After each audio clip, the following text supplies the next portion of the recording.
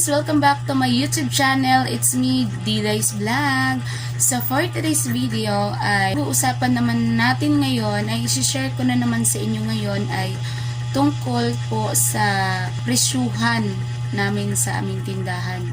So pasensya na kayo guys, sobrang makalat po talaga dyan kasi wala na po talaga akong oras para magligpit sa mga kakailanganing labhan para bukas. So day off ko kasi bukas. Kaya yung mga kailangan, mga nakikita niyo dyan ng mga labahin namin ay ililigpit din naman yan bukas. So kasi ngayon ay galing lang namin pagsamba at saka magpupunta na kami sa mamaya lang ay mag duty na kami. So ngayon guys ay meron na sana akong isi-share or humingi din sana ako sa inyo ng opinion kasi nga bago lang din naman kasi kami nagbukas ng tindahan, and ang pinaka number one ko kasi na problema is yung sa presyuhan. Kasi guys, sa akin kasi gusto ko yung tindahan ko ay makamasa, yun bang abot kaya lang yung mga katulad ko mga mahihirap. Kasi alam niyo naman guys na tayo mga Pinoy ay naghahanap talaga tayo ng mga naghahanap tayo ng tindahan na makamura tayo, 'di ba? So ngayon, palagi kasi kaming nagtatalo ng asawa ko kasi pag siya yung nagpresyo sa mga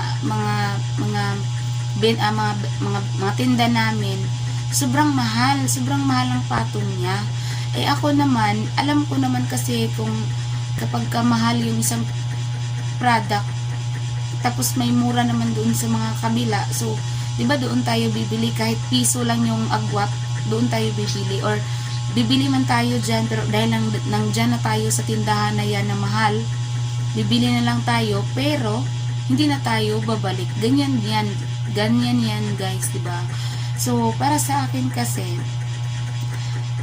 meron kasing customer kami dati na sinishare niya yung kanyang techniques kung bakit nagiging successful siya sa kanyang tindahan, dahil hindi daw siya nagpapatong ng malaki,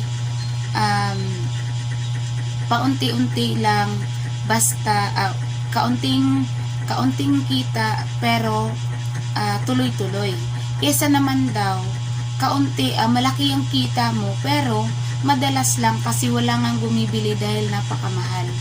So kung meron kayong guys, meron kayong tindahan, sana naman ay paki-comment yung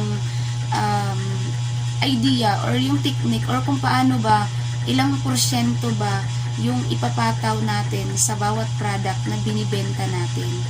No, sana guys matulungan niyo po ako sa aking problema kasi nga madalas talaga kaming nagtatalo kasi gusto ko na ganito yung presyo kasi nga para kahit yung mga hirap sa buhay makakabili pa rin kahit papaano. Yung yung asawa ko naman ay gusto niya kunyari yung sigarilyo, gusto niya halos 15 pesos yung patong namin sa isang kaha. Tapos ako naman gusto ko na kung ano lang yung talaga, kahit gusto ko mga 5 pesos lang, mga 8, 9 ganyan. Sa mga gatas naman, sa mga kape, gusto ko yung patong ko ay nasa 3 pesos lang, 4 pesos lang. So, dyan talaga ako nalilito guys. Minsan talaga nakakawala ng gana yung parang hindi ako masaya kapag mahal yung benta ko. Tapos, may pagkakataon pa na inaway pa ako ng customer kasi nagrereklamo siya kasi sobrang mahal daw ng benta kong Nescafe stick. Bigla namang nagmahal yung binilhan ko. So hindi ko talaga alam kung paano mag-price. No, sana guys matulungan niyo po ako dito sa aking problema.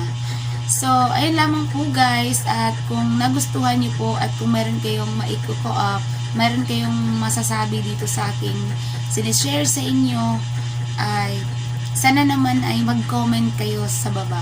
So, ayun lamang muna guys for today's video. Maraming salamat sa panonood. Bye!